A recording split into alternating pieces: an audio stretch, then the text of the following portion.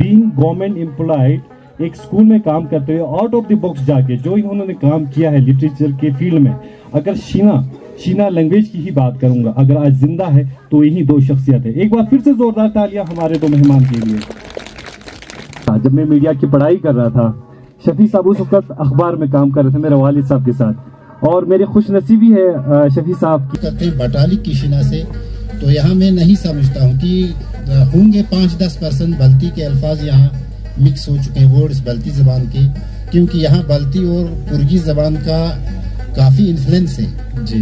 तो कश्मीरी ज़बान की कुछ अल्फाज, जब से आपने you are a pioneer in electronic media, हमें मालूम है आपका एक छोटा सा स्टूडियो हुआ करता था जिसने कारगिल में पहला इलेक्ट्रॉनिक मीडिया था, तो लोगों को भी बहुत शौक हुआ करता था कि आपके साथ जाए, आपके स्टूडियो में काम करें।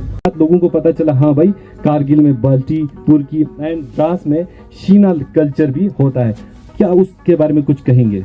बिल्कुल, चैलेंज और स्ट्रगल की आपने बात की। इससे पहले जब हमारे पास ना कुछ टेक्नोलॉजी था, ना कुछ हमारे पास ऐसा कुछ सिस्टम था, तो काफ़ी सारे चैलेंजेस आए। जिस तरह आपने अपने वालिद साहब की बात की, जिया साहब बिल्कुल इलेक्ट्रॉनिक में सीनियर मोस्ट जर्नलिस्ट है, हम तो बच्चे थे उस वक्त। उसके बाद हम भी आए, फिर उसके बाद आप भी इस फील्ड में अपने वालिद साहब के साथ इंस्पायर हो। जर्नलिज्म फील्ड को आप लोग पसंद करते हो, आप हाथ खड़ा करें। हाथ खड़ा करें, अगर कोई जर्नलिस्ट बनना चाहता है हाथ खड़ा करें। एक ही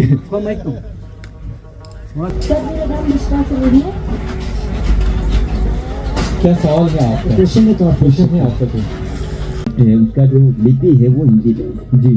तो ये हमने जी सर, जैसे आज के इस महफिल सकाफ़त की बात करें तो ये बहुत बड़ा खूबसूरत इनिशिएटिव है, ख़ासकर इस विंटर कार्निवल में, ताकि हमारा कल्चर से हम जुड़े रहें।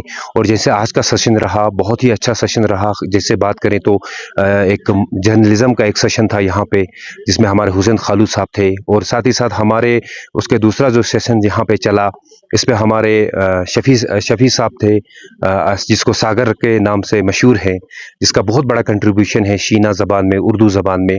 और हमारे मिसबाई साहब थे, जिसका भी प्रोडक्शन रहा उसका, खासकर इस कल्चर को लेके, शीना ज़बान को लेके। तो इस तरह के जो विंटर कार्निवल में इस तरह का जो कंसेप्ट लाया गया है इस बार, ये बहुत ही खूबसूरत कंसेप्ट है।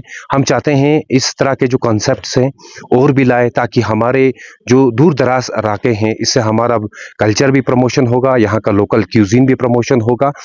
और हम एक बार फिर इंडियन आर्मी के बहुत थैंक्स करते हैं कि इस तरह का जो इनिशिएटिव यहाँ पे लिया गया है। स्टूडेंट्स आए थे, बहुत सारे स्कॉलर्स आए थे, उन सब ने हमारे जो पैगाम को, हमारे जो हम जो कल्चर के ज़रिए या राइटिंग के ज़रिए जो पैगाम देना बहुत बरसों से चाहते थे, वो चंद लम्हों में आज बहुत दूर तक चला गया। उसके लिए मैं इंडियन आर्मी का बहुत शुक्रगुजार हूँ, और आपका भी शुक्रगुजार हूँ कि आप लोग यहाँ पर आकर रिपोर्टिंग। तो ये पहला मौका है कि द्रास में जो है इस किस्म का एक प्रोग्राम मुनक़िद हुआ। मैं इंडियन आर्मी का मशकूर हूँ कि इन्होंने ये एक जो है हमारे लिए एक मौका फ़राहम किया। तो आने वाले वक्त के लिए ये प्रोग्राम जो है जारी रहना चाहिए।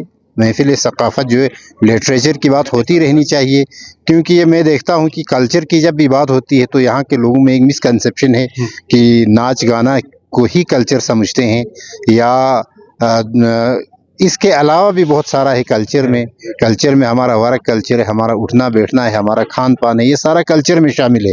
तो ऐसे प्रोग्राम अगर मुनक़िद होते रहेंगे तो हमारे लोगों को समझ में आ जाएगा, हमारे बच्चों को समझ में आएगा, हमारी आने वाली जनरेशन को समझ में आएगा कि ये कल्चर क्या है। तो कल्चर के किस किस पार्ट पे जो है काम हो रहा है, लिटरेचर कितना ज़रूरी है, कितना अहम है, तो ये सारी चीज़ें जो है हमारे आने वाली नस्ल को समझ